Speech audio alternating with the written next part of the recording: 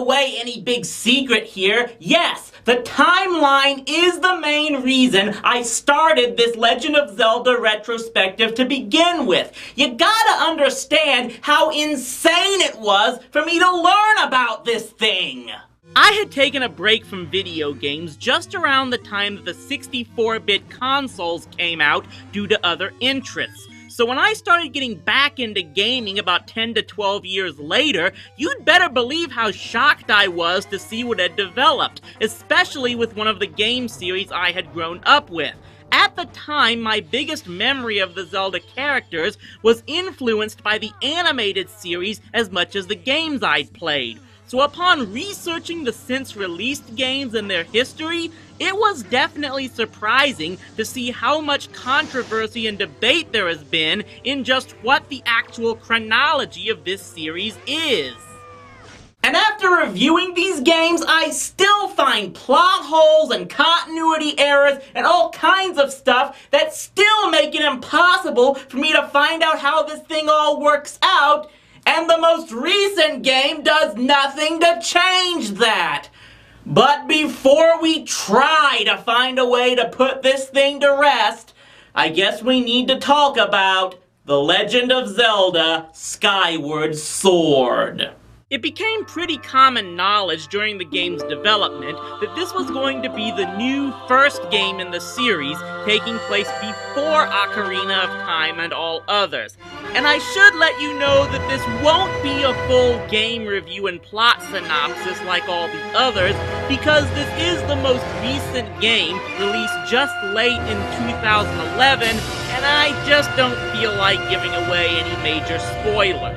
So the first and only game released exclusively for the Wii console takes place not in Hyrule, but on the magically floating land of Skyloft. We're told that long ago, there was a battle between evil forces from within the land and the goddess that protected what we know is pretty much the Triforce. The goddess sent the humans and the Triforce to the Skyward land to protect them before sealing away the evil. We then forward to the land of Skyloft, where the biggest pastime is doing stunts Evel Knievel would call insane, jumping off an island at 30,000 feet and hoping birds catch you before you plummet to your death. The birds are called Loftwings, that the humans have a telepathic bond with or something, and today is the annual wing ceremony, where this Zelda is to play the goddess in a reenactment, and Link is taking part in the Loftwing race. And this part of the game, I must admit, is really indicative of what I think started turning me off to video games just a bit. Don't get me wrong, I like that Nintendo is innovative. You have to be to succeed in their industry, and the Wii Remote is very innovative, but that comes with side effects. The game requires the use of the Wii Motion Plus system with the full nunchuck controller, which means if you had one of the original consoles, you were looking at spending an additional $40 or so for a Motion Plus adapter, in addition to the $50 the game cost. So I lucked out by waiting to buy a console and ended up getting one with Motion Plus already built into the remote, so ha ha! But the real problem is the combination of having to learn the use of the controller features to operate your character, combined with all the story setup they have to throw in. You spend at least the first 30 minutes of the gameplay watching cutscenes of exposition combined with on-the-job tutorials of how to use all of the features of the controller. This was a similar issue in Twilight Princess, but I just don't recall it being even this tedious. I'm sure this is now pretty common in adventure games, and if you all are used to it, fine by me. I guess I'm just an old guy who remembers only having to use 4 buttons and a D-pad that could be explained just in the manual. As far as the story goes, I will say this. I freaking loved this incarnation of Zelda, perhaps the most of all the others. She's got the charm and the heart that we've seen in a lot of the other previous games, mixed with the extreme confidence and a bit of the snark that I enjoyed from the version of her in the old animated series.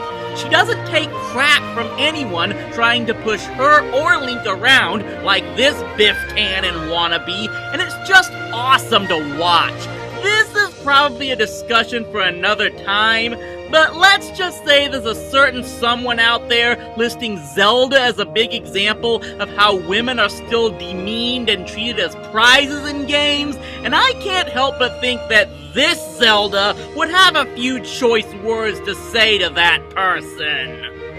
So you rescue your Loftwing from the bullies and use it to win the race, but Zelda gets taken by a tornado, and the spirit known as Fi guides Link to the Goddess Sword and the ability to break through the clouds to the surface below, saying he is the chosen one to defeat the apocalypse and bring light to the land below. Now again, I'm not going to give out any major spoilers for this game, just let you in on a few things that I'm guessing a lot of you who haven't played yet probably already surmised. This is the game where the Master Sword is created, the power of light you see here is in fact the Triforce, and while there is no appearance of Ganon, there are hints of this starting the cycle of Link and Zelda and their lines in eternal battle against the great force of chaos. There were actually similarities here to one of my favorite RPGs of all time, Dragon Warrior 3. It's here we learn where the bird symbol and the Hyrule crest came from, and that Link's dress wear originated as the uniform of the Knights of Skyloft. Pretty much all of the standard elements of the game series are also here, including using music to further your advancement of the game.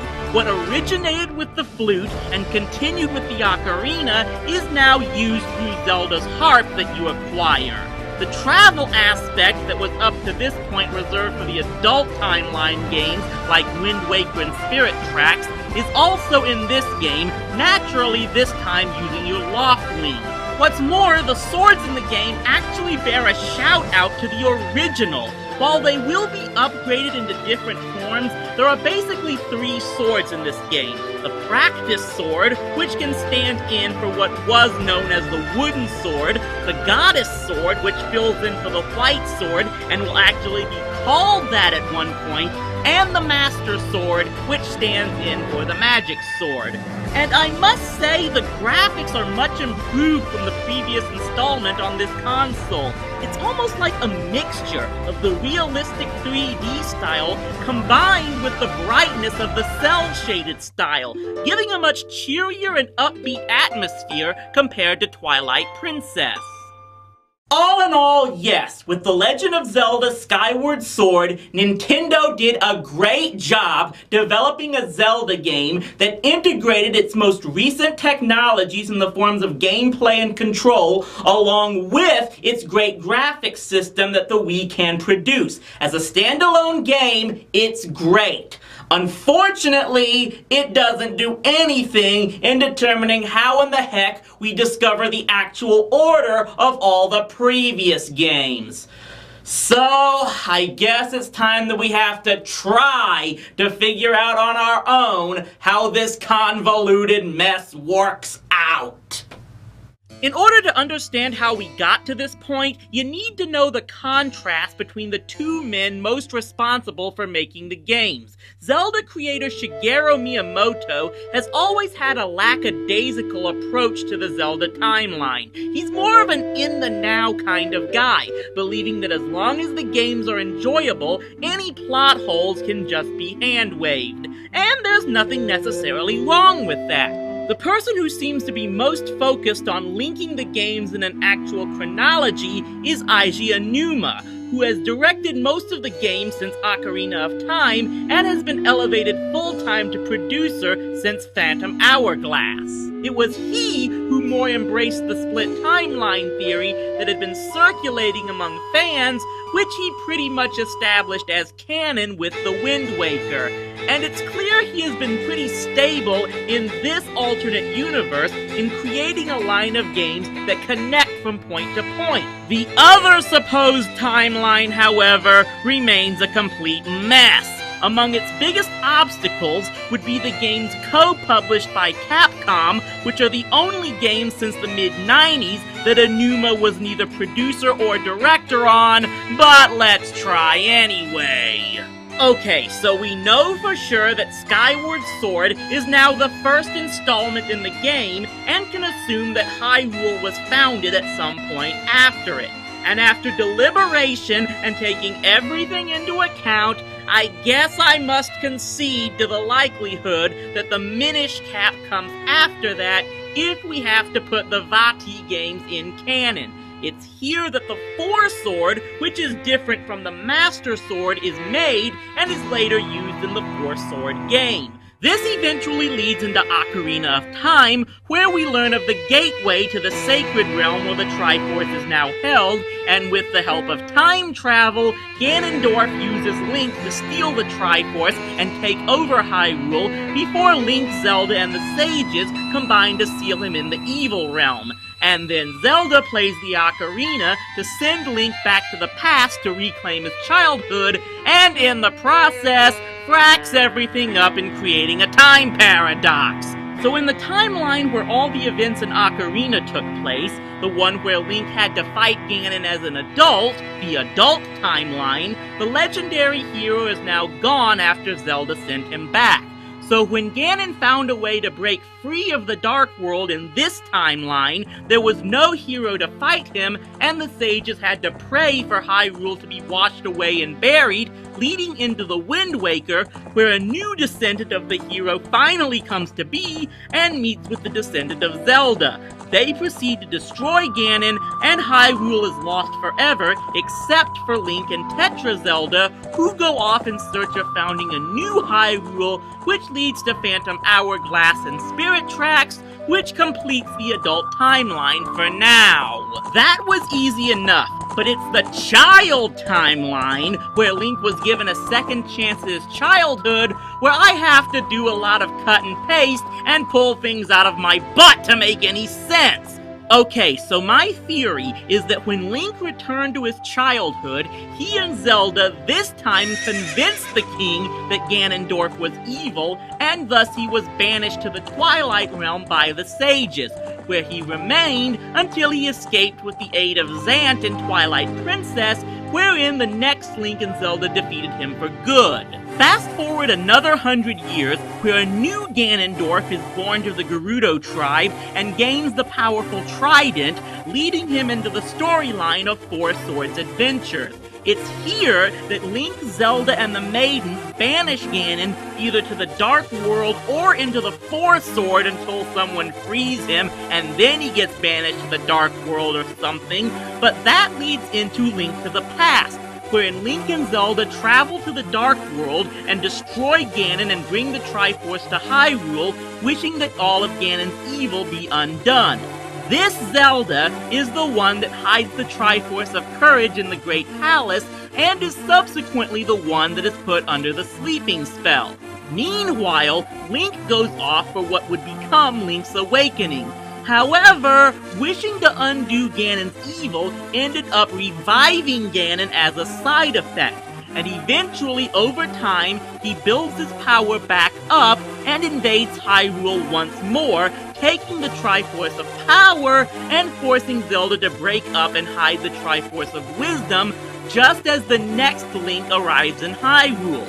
This becomes the adventure of the original Legend of Zelda, where Link destroys Ganon and rescues the Triforce and Zelda.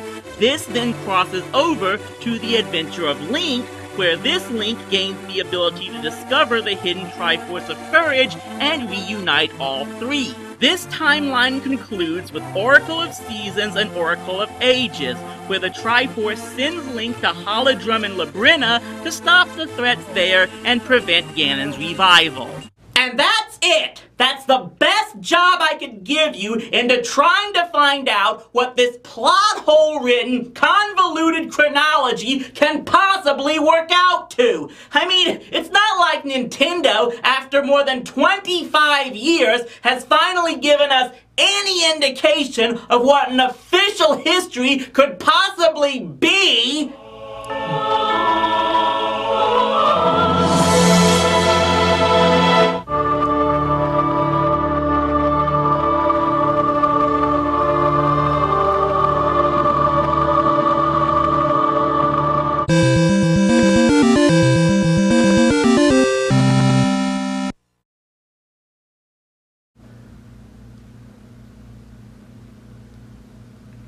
That's it! So yeah, after more than 25 years and numerous fan theories, the people at Nintendo finally took that official timeline they claimed they had and put it out for public viewing with Hyrule Historia, which was published in the US through Dark Horse. And now I will have to give you the spoiler warning here because of what has to be said. Because the official history I've seen in this book, it makes even less sense than just about every other theory I've seen! Okay, so yes, the Minish Cap does indeed follow Skyward Sword shortly after Hyrule was founded, so congratulations, you all won on that. Vati is defeated, but returns in the first Four Sword game where he's defeated again. This is followed by the big one, Ocarina of Time, where Ganondorf first gains the Triforce to become Ganon before Link and Zelda seal him in the Dark World, and Zelda sends Link back in time, creating the timeline split we already know of. In this timeline, where Link defeated Ganon as an adult and was then sent away, this is where Ganon eventually returns with no hero to stop him, causing the gods to flood Hyrule, leading to the Wind Waker, where Link and Tetra defeat Ganon and Hyrule is lost forever. Link and Tetra then sail off in search of a new land, leading them into Phantom Hourglass, and finally to Spirit Tracks, where we see the new Hyrule. Meanwhile, in the timeline created from Link being sent back, where he gets to live out his childhood, he goes off in search of Navi and Majara's mask, while the king and the sages realize that Ganondorf is evil and try to execute him, resorting to banishing him to the Twilight Realm, leading to Twilight Princess, where Ganon uses Zant to escape, and Zelda and Link of this time must kill him. But eventually, Ganondorf is reborn in a new son of the Gerudo tribe, while at the same time, Vati breaks free of the Four Sword, leading to Four Sword Adventures, where Link and Zelda must defeat him both, and then seal them away with the Four Sword, ending this timeline. But wait, you ask, there are still games left! Where do they go? And this is where things really get foobar, because according to the book, these games take place in a third timeline based on one possible circumstance. What if Link in Ocarina of Time was defeated by Ganon? According to the book, if the hero is defeated, allowing Ganon to claim the whole Triforce, then Zelda and the sages still find a way to seal him in the Dark World, and this is where the imprisoning war takes place, where the sages later seal the Dark World permanently, which is what leads to Link to the past, where Ganon uses Aghanim to break the seal of the sages, and Link must go to the Dark World and destroy Ganon, bringing the Triforce to the Light World.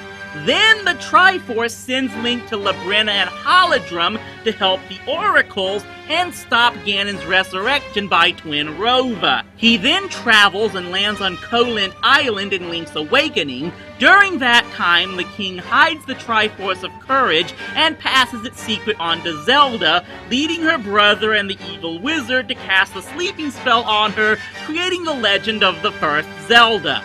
Ganon eventually returns and takes the Triforce of Power, causing this new Zelda to break up and hide the Triforce of Wisdom, just as the line of Link returns, and he defeats Ganon with the help of the Triforce, before eventually growing up and going on to the adventure to find the Triforce of Courage and break the spell on the first Zelda. So, this third timeline. What the frack? So this whole thing exists only in a possible world where Ganon won an Ocarina? What kind of pull it out your ass theory is that? I can't see it as a coincidence that all the games in the Hero was defeated timeline are games that Aonuma was neither director or producer on. It's like he took as many of those games as he could and did his best to push them off to the side and pretend they didn't happen. And I could get that for the Oracle games, because they were more Capcom's toy than Nintendo's, but not the first games in the series! Those set the stage for everything else! And you're just going to cast them aside as best as you can just because you don't know a good way to place them?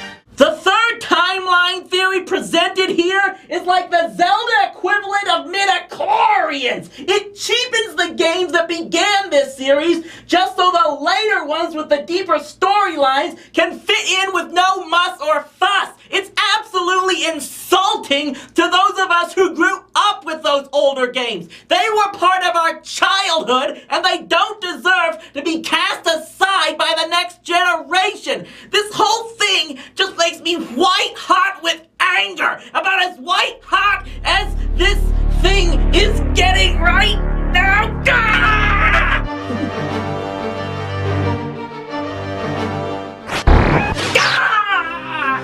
You pathetic mortal, your obsession will be the end of you. My mistress Felicia's wishes will be fulfilled. Felicia! Did you actually think she would not have a backup in case you thwarted her original plan?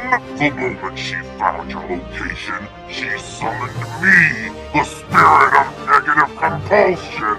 For the past months I have waited, building power and energy from feeding off of your ranting. Your obsession and hatred over such trivial matters has allowed me to grow and manifest myself, and now I am strong enough to complete my mission. You comprised these videos to enact some sort of revenge on these games, but they have only led to the ability for my mistress to enact her revenge on you!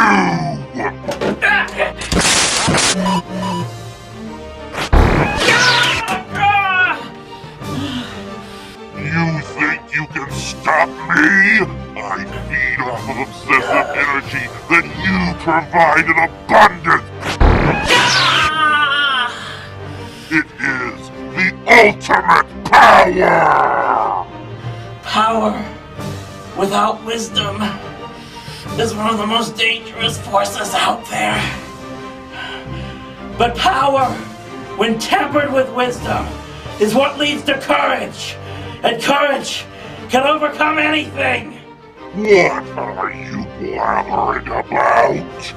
And the wisdom is, it's just a game. I should just relax. It's just a game. I should just relax. It's just a game. I should just relax. It's just a game. I should just relax.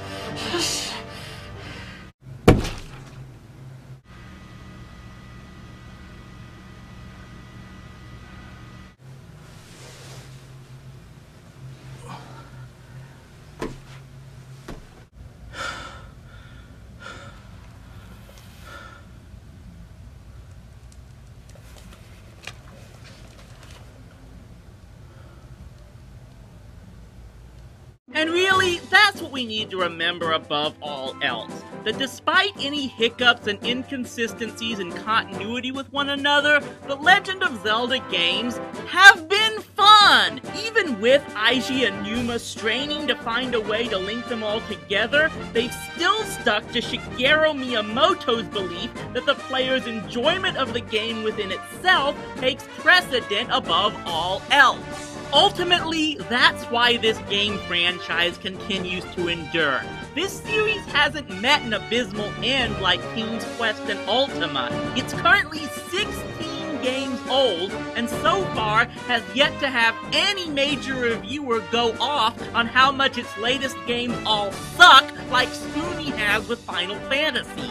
Maybe that's why no one else dared to review these games, because there's not a ton to complain about in the end. The stories have gotten deeper, the characters have gotten more complex, but neither of these have overshadowed the gameplay, which continues to be relatively simple even as the systems get more complex, because this is what the first-party developers at Nintendo seem to keep in mind about their games, that they're just that, games. And that's why their fans continue to come back to them. Not in the fleeting hope that the next installment will be better than the previous disappointments, but with the belief that it will be just as good as the others in a franchise that continues to be a success. Hints toward what the next installment of this series will be are already starting to leak out. It appears the next game will be for the 3DS console and will likely be a sequel to Link to the Past. What will this game bring us? What will the Wii U console eventually bring to the Zelda franchise? We can only sit back and wait, and hopefully we can continue to enjoy the ride. Thanks for watching this retrospective on the Legend of Zelda game series, and may the power, wisdom, and courage inside you all guide you towards your ultimate destinies.